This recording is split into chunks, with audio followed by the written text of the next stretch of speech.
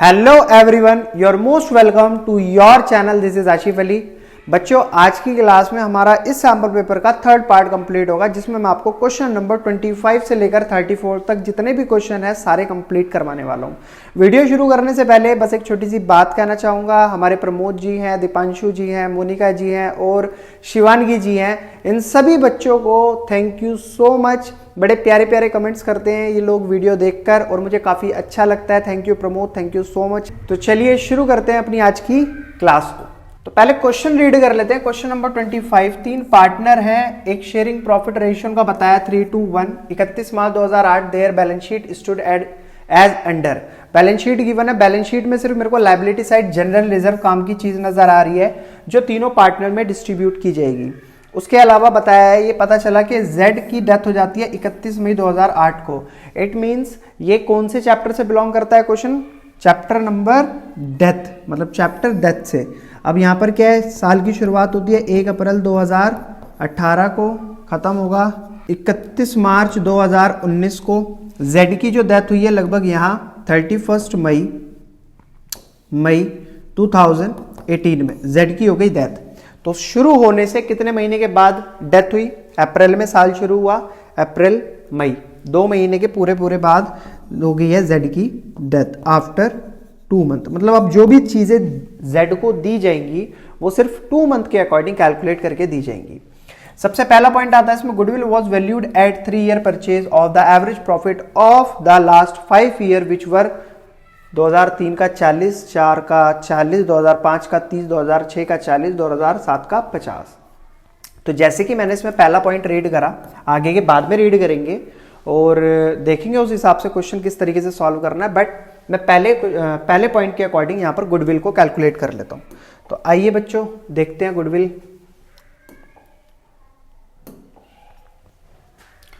तो यहां पर बना लेते हैं अपना वर्किंग नोट।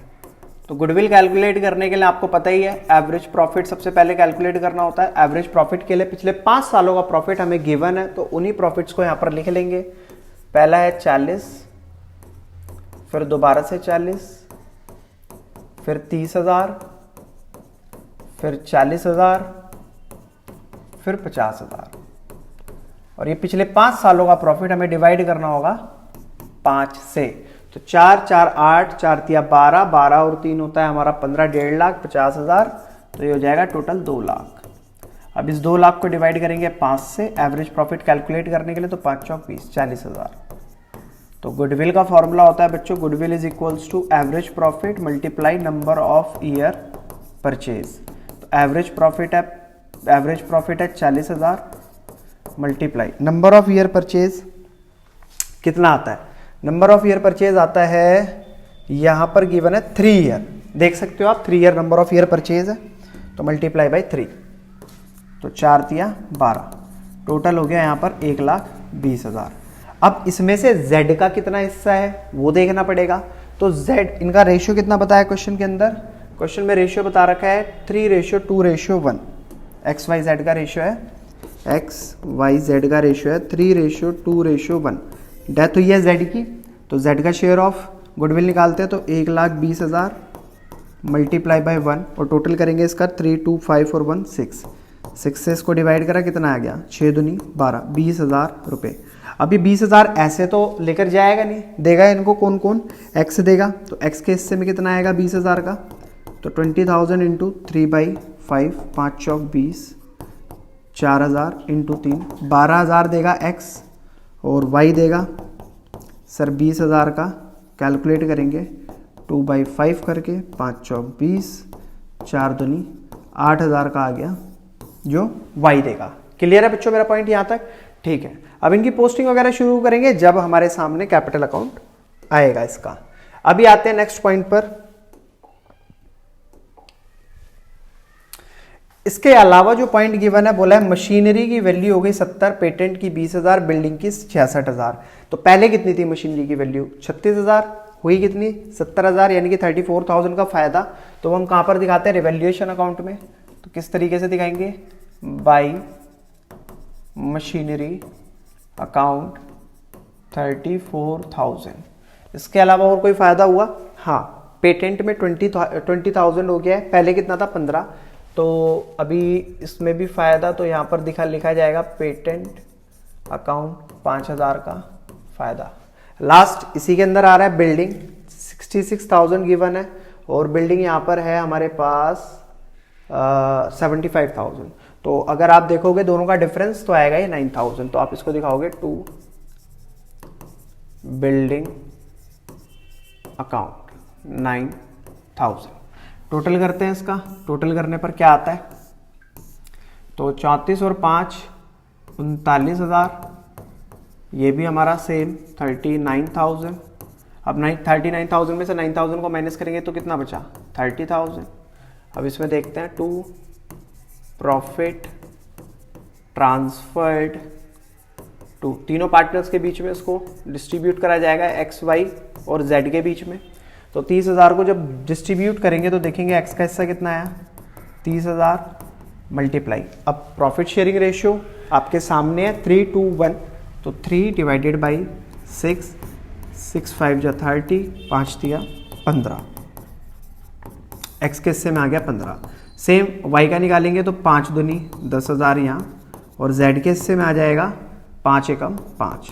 क्लियर है बच्चों। तो ये आ चुका है तीनों का प्रॉफिट 15, 10 और 5।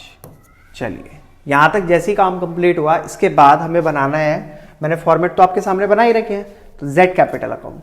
तो जेड कैपिटल अकाउंट की शुरुआत होगी बाई बैलेंस बीडी और बैलेंस शीट में हमें जेड की जो कैपिटल गिवन है वो है 50,000 गिवन।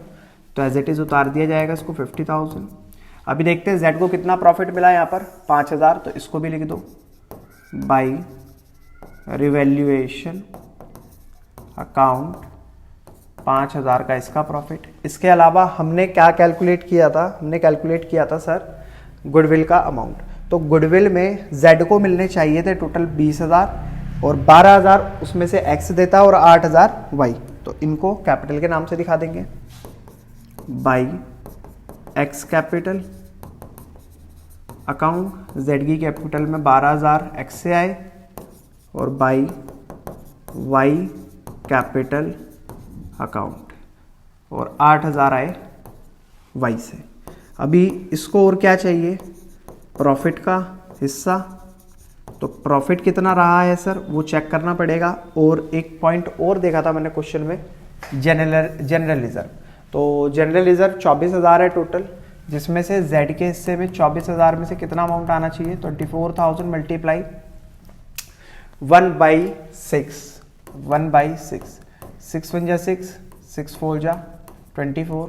तो जेड की आ गए हमारे यहाँ 4,000 रुपये।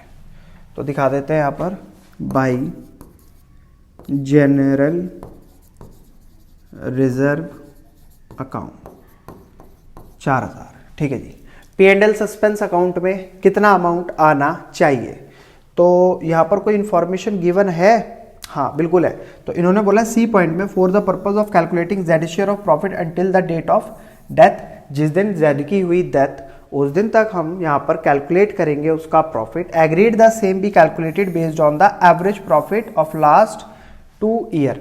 तो जो हमें प्रॉफिट गिवन है ऊपर, अब देखो इस साल में हमारे जो फाइनल अकाउंट है वो तो बन नहीं पाए, जेड की पहले ही डेथ हो गई। अब जब जेड की पहले ही डेथ हो गई तो इसको प्रॉफिट कैसे हम देंगे कि पिछले जो 2 सालों का प्रॉफिट है उसका एवरेज कैलकुलेट करा जाएगा और फिर एवरेज से हम कैलकुलेट करके देंगे जितने महीने का इसको प्रॉफिट दिया जाना चाहिए। तो इसके लिए हम आगे वाले पेज पर चलते हैं और लास्ट 2 ईयर का प्रॉफिट देख लेते हैं 50,000 और 40,000। चलिए तो एवरेज प्रॉफिट निकाल लेता हूं मैं 40,000 और है 50,000 डिवाइडेड बाई 2, टोटल आता है यहाँ पर 90,000। तो 90,000 डिवाइडेड बाई 2, 2 से काटेंगे इसको तो कितना है 45,000। अब 45,000 में से जेड का जो हिस्सा होना चाहिए वो कितना होना चाहिए 45,000 मल्टीप्लाई 1/6, क्योंकि जो जेड का शेयर है उसी हिसाब से उसको प्रॉफिट मिलेगा। और सर सिर्फ 2 महीने वो रहा फर्म के अंदर और साल में 12 महीने होते हैं, तो ये हम कैलकुलेट कर लेंगे। तो सर डिवाइड करते हैं इसको 6 7 या 42, 6 5 जा 35, डबल 0, 2 1 जा 2, 2 से फिर डिवाइड करा 6 आया, 6 1 जा 6 और ये हो जाएगा 6 2 जा 12, 6 5 जा 30, 1250 रुपये P&L सस्पेंस अकाउंट के नाम के किसके हिस्से में आ गए, जेड के हिस्से में, तो 1250। इसके अलावा और कोई इन्फॉर्मेशन, सर ये पॉइंट कर लिया, ये कर लिया, ये वाला भी ऑलमोस्ट हमने कंप्लीट कर लिया है। तो और बोला है इन्होंने डी पॉइंट में कि एग्जीक्यूटर जो भी जिस पार्टनर की डेथ हुई है उसके एग्जीक्यूटर को हम पे करेंगे सारा अमाउंट बाय चेक, यानी कि बाय बैंक हम उसको पे कर देंगे इस अमाउंट को। तो पहले चेक कर लेते हैं कितना अमाउंट बैठता है इसका। अब लिया तो कुछ भी नहीं जाना ना इससे, तो यही टोटल कर लेते हैं इसका। टोटल करने के लिए कैलकुलेटर में निकाल लेता हूँ, सर कैलकुलेटर निकाल लेते हैं।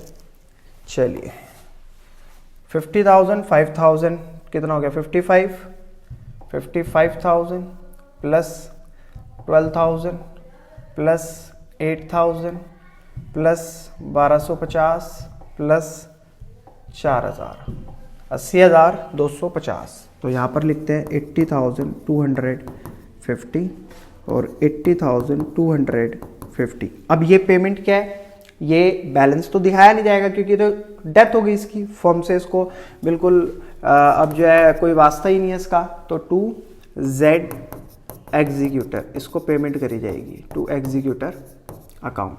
कितने रुपए, 80,250 रुपये। जेड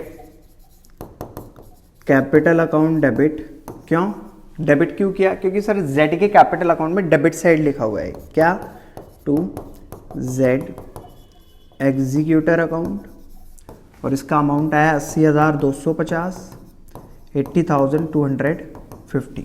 अभी करना क्या है, इसको पेमेंट करनी है। तो ये जो जेड एग्जीक्यूटर है इसको अब हम डेबिट कर देंगे।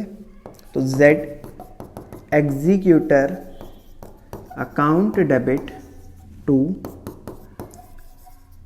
Bank account 80,250, 80,250। क्लियर है बच्चों मेरा पॉइंट यहाँ पर।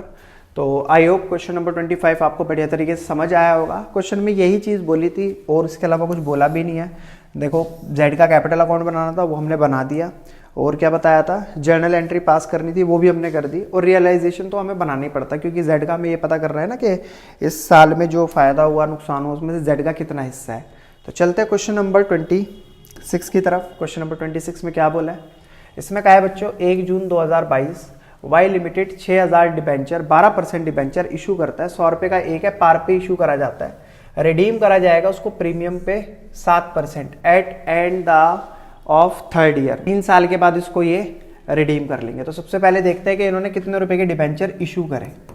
तो सर इशू करे हैं टोटल 6,000 डिबेंचर, और एक डिबेंचर की कीमत है 100 रुपये, पार पे ही इसको इशू करा गया है, यानी कि 6,000 multiply by 100, total debenture issue हो गए 6 लाख रुपए के।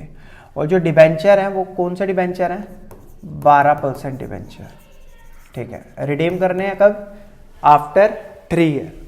पास करनी है जर्नल एंट्री, तो सिंपल जर्नल एंट्री है, इसमें तो कुछ भी ऐसा कॉम्प्लिकेटेड इन्होंने दिया नहीं है।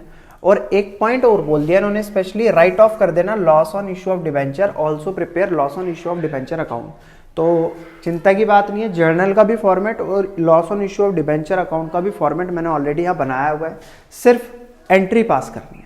चलिए बच्चों फटाफट से जर्नल एंट्री पास कर देते हैं। आपको पता ही है सबसे पहले पेमेंट आने की एंट्री नॉर्मल है, bank account debit to debenture application and allotment account, ठीक है। कितना अमाउंट मैंने भी कैलकुलेट करा है 6 लाख, और यही 6 लाख यहाँ पर same. Second journal entry debenture application and allotment account debit, ठीक है, टू 12% डिबेंचर अकाउंट। अभी मैंने स्पेस क्यों छोड़ा है वो मैं बताता हूँ।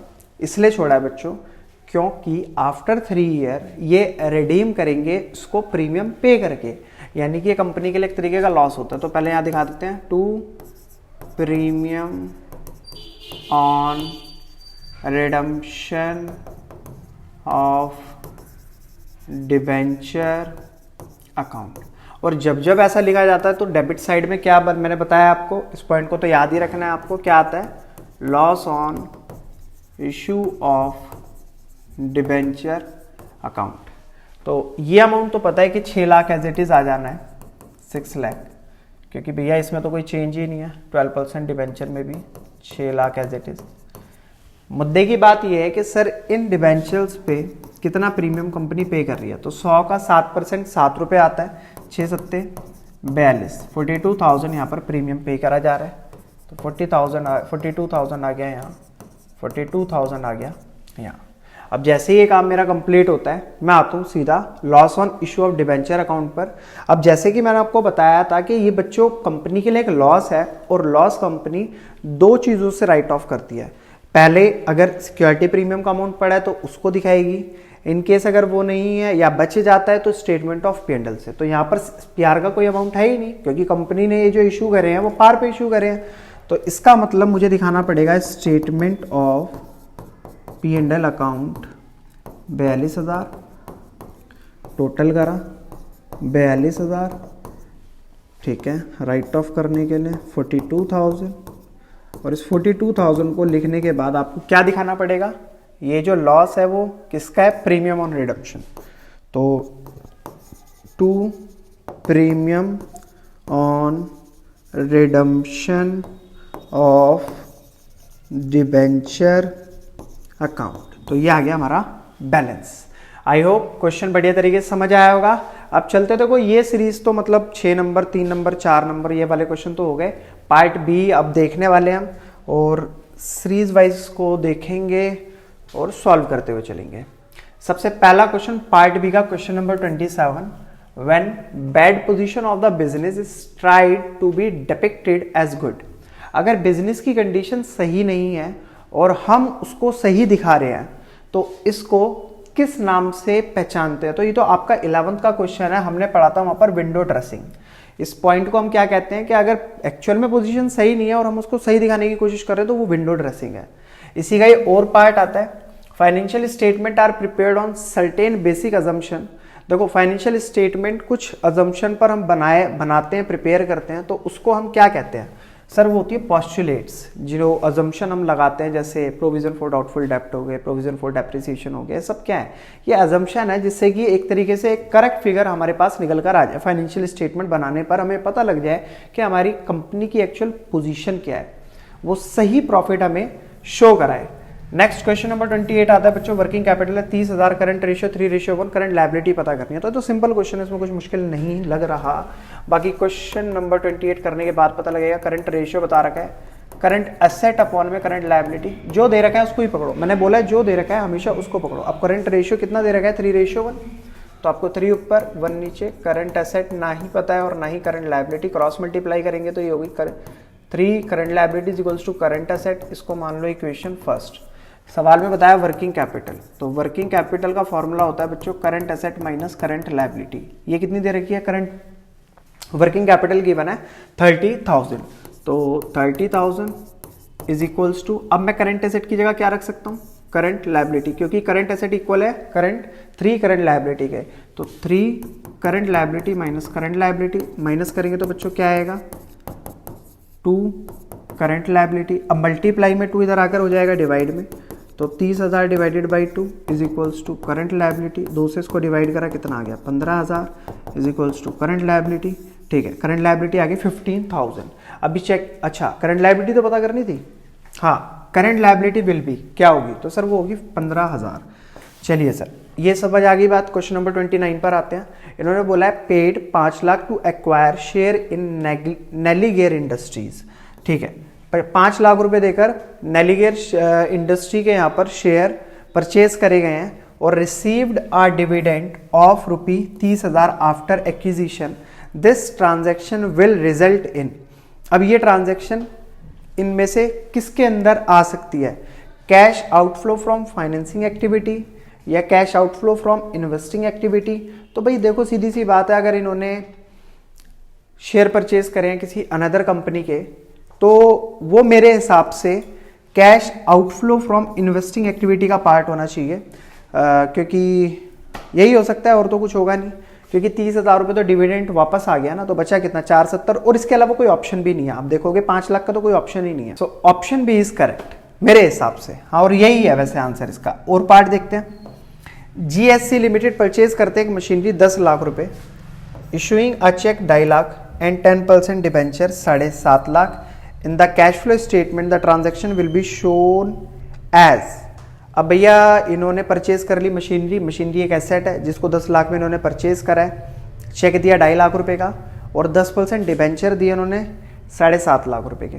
अब कैश फ्लो स्टेटमेंट में इस ट्रांजैक्शन को हम कहाँ शो कराएंगे, मतलब किस पॉइंट के अंदर हम इसको शो कराएंगे। तो क्या हुआ यहाँ पर, outflow under investing activity 10 lakh, inflow under financing activity as receipt for debenture. पर डिवेंचर तो यहाँ पर हमने एज अ पेमेंट करी है ना, तो ये ए पॉइंट तो नहीं होगा। Outflow under investing activity 2.5 lakh या inflow of 7.5 lakh as financing activity या none of these. Second point is correct क्योंकि फॉर्म में से आउटफ्लो हुआ है अंडर इन्वेस्टिंग एक्टिविटी 2.5 लाख रुपए, कैश के बिहाफ पे हमने उसको 7.5 लाख रुपए के डिबेंचर दे दिए, तो इससे हमारी फॉर्म से कोई कैश का आउटफ्लो तो हुआ नहीं। कैश का अगर आउटफ्लो हुआ है तो वो सिर्फ 2.5 लाख रुपए का हुआ है जो हमने बैंक से पेमेंट करी है।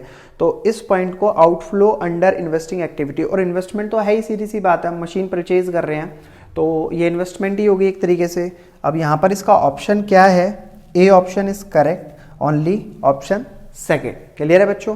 अब आते हैं क्वेश्चन नंबर 30 की तरफ। Under which type of activity will you classify the sale of share of another company while preparing cash flow statement. तो देखते हैं क्या दे रखा है। तो क्वेश्चन नंबर 31 में हमारे पास आता है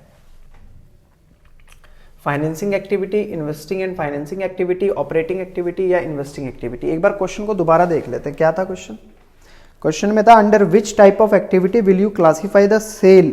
अगर हमने अपनी कंपनी के शेयर सेल करे हैं, ठीक है, तो हम कैश फ्लो स्टेटमेंट में इसको किस एक्टिविटी के अंदर शो कराएंगे। अब sale of share, sale of share, sale of share मेरे हिसाब से इन्वेस्टिंग एक्टिविटी का पार्ट है, ठीक है, फाइनेंसिंग तो होगा नहीं, इन्वेस्टिंग एक्टिविटी का पार्ट है। हमने अपने सेल शेयर करें, इन्वेस्टमेंट करिए, पैसा है, आप चाहे उसको कहीं भी लगाया, उसके बदले हमने शेयर सेल कर दिए। क्वेश्चन नंबर 31 आइडेंटिफाई करने मेजर हेड और sub head under which the following items will be shown in the balance sheet of a company as per schedule 3 of company act 2013।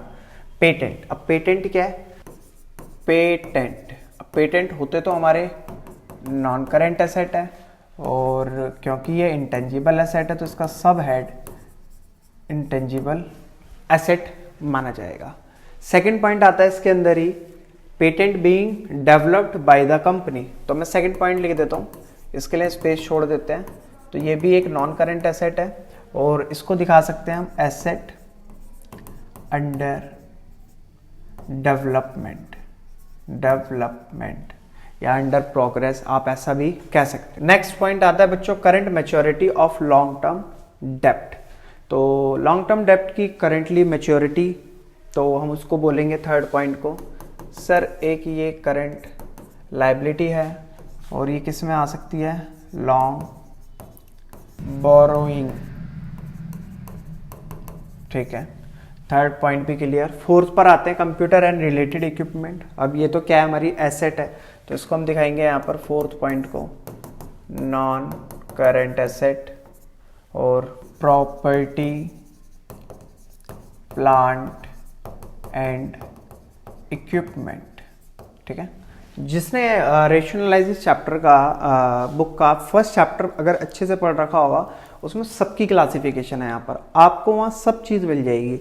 आपको बस थोड़ा सा दिमाग लगाते हुए लर्न करना पड़ेगा कुछ बातों को, कुछ अपने आप ही समझ आ जाएंगी। अब जैसे कंप्यूटर क्या है, एक एसेट ही तो है, एक लंबे समय के लिए बंदा परचेज करेगा, और यहाँ पर प्रॉपर्टी प्लांट एंड इक्विपमेंट में इसका सब हेड हम कह सकते हैं गुड एक्वायर्ड्स फॉर ट्रेडिंग। एक तरीके की हमारी करंट एसेट है और इसको हम डालेंगे इन्वेंट्रीज के अंदर। नेक्स्ट पॉइंट आता है बच्चों 10% डिबेंचर, ये हो सकती है हमारी non current liability. Sixth point non current liability, long term borrowings में इसको लिखा जाएगा।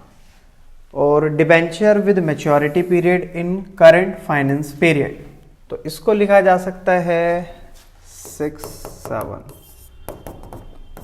करंट लायबिलिटी, और ये आएगी अदर करंट लायबिलिटीज के अंदर।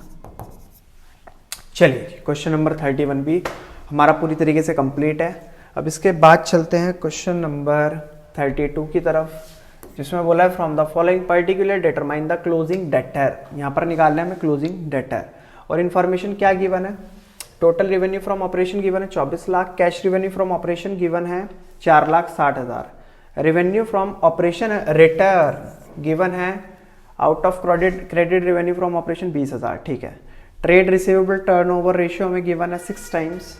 चलिए इस वाले को हम उठाते हैं और पहले इसका फॉर्मूला देखते हैं। ट्रेड रिसीवेबल टर्नओवर रेशियो का फॉर्मूला क्या होता है, तो question number 32, trade receivable turnover ratio formula होता है सर इसका credit revenue from operation divided by average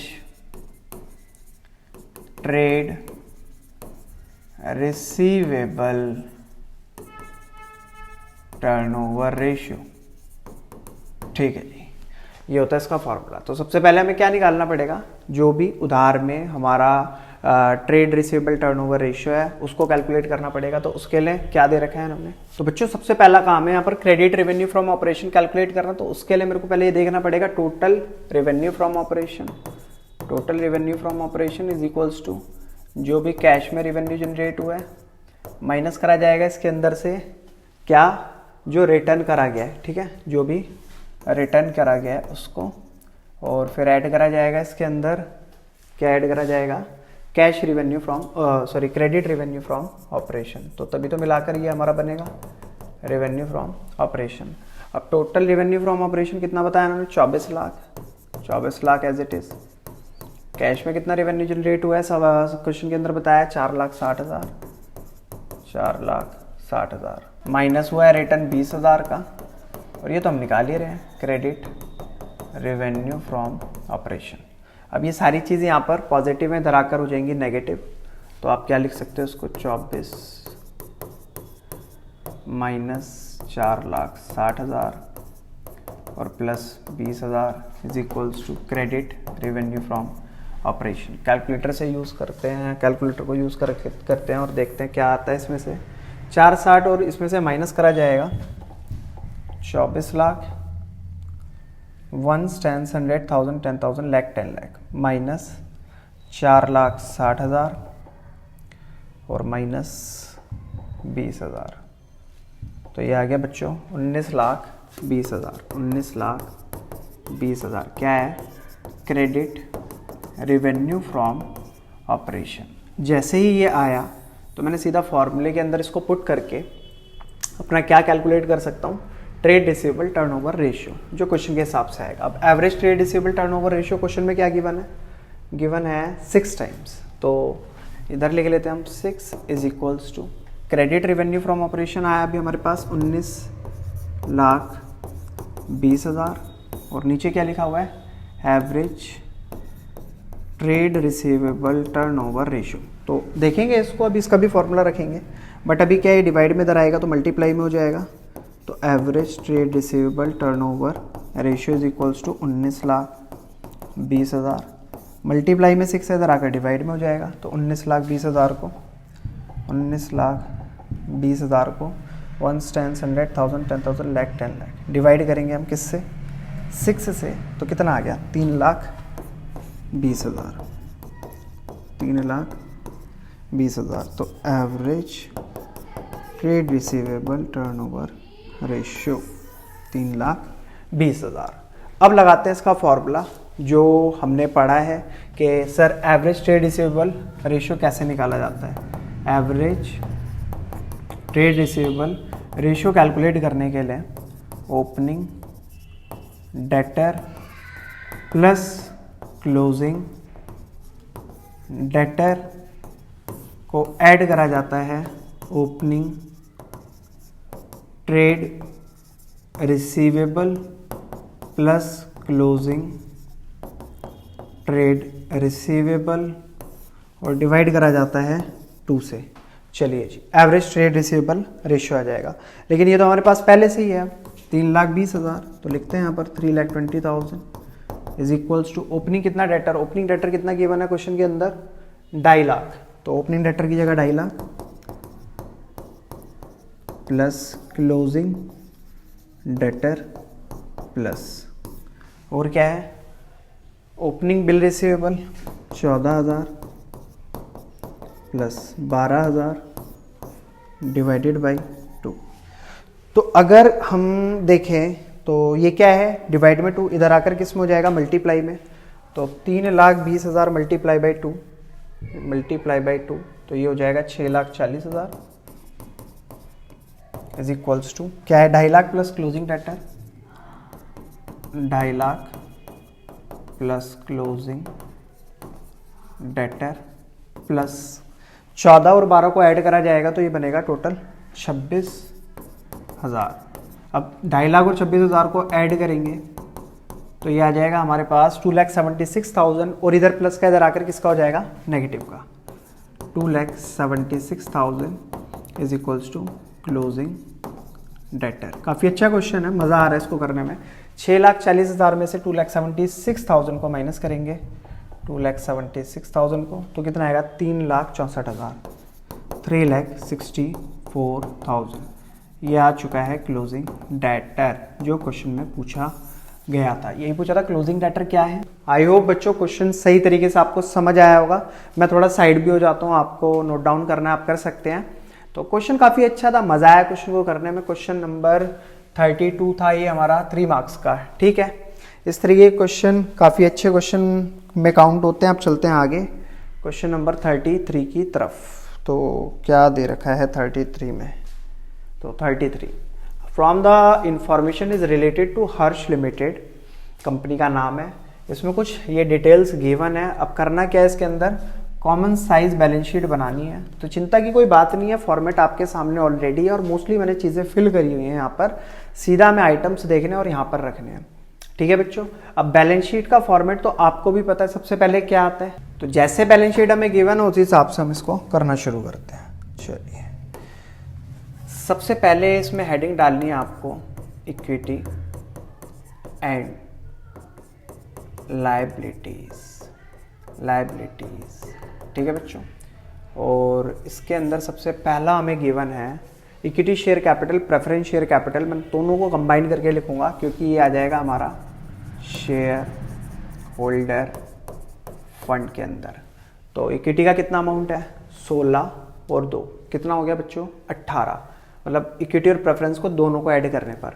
और ये 2023 का है तो यानी कि इसमें आएगा 18, ठीक है। सेम 2022 का 16 और 2 ये भी 18 आ रहा है तो आप इसको भी यहाँ लिख दो 18। नेक्स्ट पॉइंट ये तो हो गए हमारे। रिजर्व और कैपिटल आपको कितनी गिवन है 540 और 4, तो बी पॉइंट में आ जाएगा रिजर्व एंड कैपिटल। तो 4 आ जाएगा यहाँ पर और 540 आ जाएगा यहाँ पर।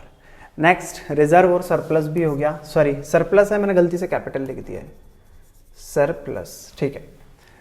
फिर आती है बच्चों नॉन करेंट लायबिलिटी 14 और 1440। तो सी पॉइंट में नॉन करेंट लायबिलिटीज तो 14 और 1440, ठीक है, ये भी हो गया।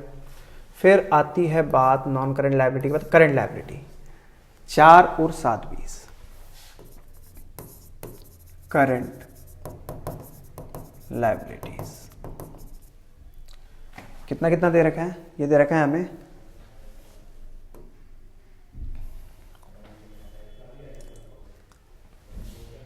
4 और 720। चलिए अब क्या होगा बच्चों, यहां पर होगा इसका टोटल, क्योंकि पहले हम सारी इक्विटी और लायबिलिटी का टोटल कर लेते हैं। तो यहां आ जाएगा टोटल, फिर चलेगी एसेट की कहानी सेकेंड इसमें। एसेट बैलेंस शीट इसी टाइप से तो 2 पार्ट में डिवाइडेड होती है। तो एसेट में हमें क्या क्या दे रखा है, नॉन करेंट एसेट गिवन है कितनी कितनी, नॉन करेंट एसेट के अंदर गिवन है हमें प्रॉपर्टी प्लांट एंड इक्विपमेंट और करंट एसेट। तो सर नॉन करेंट एसेट के अंदर हमें गिवन है प्रॉपर्टी प्लांट एंड इक्विपमेंट और सेकंड में गिवन है करंट एसेट। तो करंट एसेट, अब प्रीवियस ईयर की अगर बात करी जाए इसके अंदर तो ये है 2836.60 और ऐसे ही सेम करंट एसेट में बात करी जाए तो 12 और 1440। फिर उसके बाद क्या है यहाँ नीचे टोटल रहेगा तो 18 4 14 4 सबको ऐड करेंगे कितना आता है देखते हैं टोटल इसका। 18 प्लस 4 प्लस 14 प्लस 4 40 40 आया इसका total. Same as it is 18 plus 5 40 plus 5 40 plus 14.40 plus 7.20 तो 45 यहाँ का। सेम 28 और 12 कितना हो गया 40, देखते ही पता लग रहा है। मैंने 36 लिख दिया तो मैं अब देखता हूँ इसको 30.60 प्लस 14.40 तो कितना आया 45। अब इसको करने का तरीका क्या है सर करने का तरीका बड़ा ही सिंपल है। सारी की सारी कैलकुलेशन इन्हीं के ब्याह पर चलेगी। नीचे है 40 ऊपर है 18, परसेंटेज कैलकुलेट करनी है दोनों कॉलम्स में। तो बस परसेंटेज में तो आप चैंपियन हो। अब 18 को डिवाइड करो 40 से और मल्टीप्लाई कर दो 100 से तो कितना आया 45%। सेम 4 का भी यही काम रहेगा, 4 को डिवाइड करो 40 से और मल्टीप्लाई कर दो 100 से तो कितना आ गया 10%। ठीक है, ऐसी 14 का दोबारा से होगा तो 14 डिवाइडेड बाई 40 और मल्टीप्लाई बाई 100 कितना आया 35%। सेम 4 डिवाइडेड बाई 40 और मल्टीप्लाई बाई 100 तो ये कितना आ गया 10%। ठीक है जी। ऐसे ही सेम सेकेंड 2023 का भी हम कैलकुलेट करेंगे तो इसका 45 से करना है ना तो 18 divided by 45 multiply by 100 40%। 10 5.40 divided by 45 multiply by 100 12%। 14.40 divided by 45 multiply by 100 32%। और ये आया है 7.20 मल्टीप्लाई नहीं डिवाइड 45 मल्टीप्लाई बाई 100 तो इसका आ गया 16%। अब जब आप इसका टोटल करोगे ना इनका 100 बैठना चाहिए। देखते हैं कितना आता है 45 प्लस 10 प्लस 35 प्लस 10 कितना आ गया 100%। सेम एज इट इज़ यहाँ का 40 प्लस 12 प्लस 32 प्लस 16 100। अब यहाँ का तो पूरा हो गया, पर इक्विटी और लायबिलिटी वाला पोर्शन खत्म। यहाँ पर 2 और हैं, इनको और कंप्लीट करते हैं, क्वेश्चन भी फाइनली हो जाएगा हमारा। 28 डिवाइडेड बाई कितना 40 मल्टीप्लाई बाई 100 70% आया इसमें। अब जब 70 यहाँ गया तो ऑब्वियसली 30 नीचे आएगा, बाकी करके दिखा देता हूँ मैं। 12 डिवाइडेड बाई 40 और मल्टीप्लाई बाई 100 30 आ गया यहाँ पर। ऐसे इसको देखते हैं 30.60 डिवाइडेड बाई 45 मल्टीप्लाई बाई 100 तो 68 अगर यहाँ है तो नीचे होना चाहिए हमारा 22। बाकी करके देखते हैं 14.40 डिवाइडेड बाई 45 मल्टीप्लाई बाई 100 32। तो अब जब दोनों का टोटल करोगे तो यहाँ भी 100% और यहाँ भी 100%। तो इस टाइप के क्वेश्चन तो बड़े सिंपल होते हैं। ये जितने भी कॉमन साइज स्टेटमेंट हो गई P&L, common size balance sheet हो गई, कंपैरेटिव स्टेटमेंट ऑफ P&L हो गया, कंपैरेटिव बैलेंस शीट हो गई, ये सिंपल है, इनमें कुछ भी इतना मुश्किल होता नहीं है। बस क्वेश्चन के अंदर ही सही चीज़ें देख देख कर आपको पता होनी चाहिए कैसे डालनी है और हो जाता है फिर क्वेश्चन। कितने नंबर का क्वेश्चन था 4 मार्क्स का क्वेश्चन था। अब देखते हैं आगे क्वेश्चन नंबर 34। तो ये हमारा कैश फ्लो स्टेटमेंट से क्वेश्चन नंबर 34 इस सैम्पल पेपर का लास्ट क्वेश्चन है। जैसे कि हमेशा की तरह मैं आपको एक होमवर्क देता हूँ क्वेश्चन में कि ये लास्ट क्वेश्चन आपको करना होता है, लेकिन एक लड़की का मेरे पास मतलब कमेंट आया था, उसने कहा था कि सर आप कोई और क्वेश्चन होमवर्क में दे दो बट इसको करवा दो। तो डोंट वरी बेटा, इस क्वेश्चन को क्या मैंने जितने पिछले सैम्पल पेपर में जितने भी क्वेश्चन मैंने ये वाले छुटवाए हैं मैं सभी कराऊंगा, बट तब कराऊंगा एक अलग से सेपरेट वीडियो बनाऊंगा, उसके अंदर सभी क्वेश्चन को मैं सॉल्व करवा दूंगा। मुश्किल से कितनी देर लगेगी, ज़्यादा देर की वीडियो नहीं होगी, बट उससे पहले ना मुझे भी ये देखना है कि मेरे प्यारे बच्चे मेरी कितनी बात मान रहे हैं, कितने क्वेश्चन मैंने जो छोड़े हैं वो उनमें से उन्होंने कितने सॉल्व करके और मुझे कमेंट करा है कि सर हमने क्वेश्चन सॉल्व कर लिया है, हमारा इसका आंसर आ गया है नहीं, या XYZ जो भी है वो कमेंट करके कितने बच्चे बताएंगे। उस हिसाब से फिर मैं इस क्वेश्चन को जितने भी क्वेश्चन है, जितने भी सैम्पल पेपर के क्वेश्चन है, इन सबको मैं करवाऊंगा। तो बच्चों हम मिलते रहेंगे फिर इसी तरीके से। आज की क्लास में सिर्फ इतना ही, फिर मिलते हैं आपसे अगली वीडियो में आगे नए सैम्पल पेपर के साथ। तब तक के लिए धन्यवाद।